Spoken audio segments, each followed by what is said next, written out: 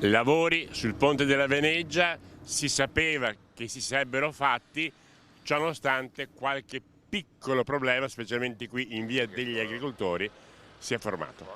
75 giorni di cantiere previsti, ma con la speranza che ce la si faccia in 60 e 600.000 euro di investimento serviranno per il rifacimento della struttura esistente, ma soprattutto per costruire una pista ciclopedonale sul lato prospiciente il centro commerciale. È un casino, sono fermo da un quarto d'ora, 20 minuti e sono tutti fermi. È un po' casino i primi giorni, ma dopo quando si abituano, ormai prendono la via e si abituano, dai. Vedo che fa un po' di traffico, un po'...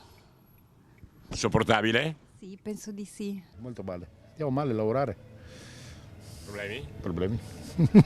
Vediamo. Gli automobilisti, volenti o nolenti, si adeguano, con la speranza che gli intoppi vadano diminuendo con il passare dei giorni. Più drastici i commenti di quanti vedono diminuire in maniera considerevole gli accessi alle proprie attività commerciali. Una bella ronia, che praticamente purtroppo il ponte bisogna farlo, bisogna metterlo a posto, se no non so cosa succede, ma sta facendo danni perché qua non passa più nessuno. Manca tutti quelli di passaggio che passano normalmente.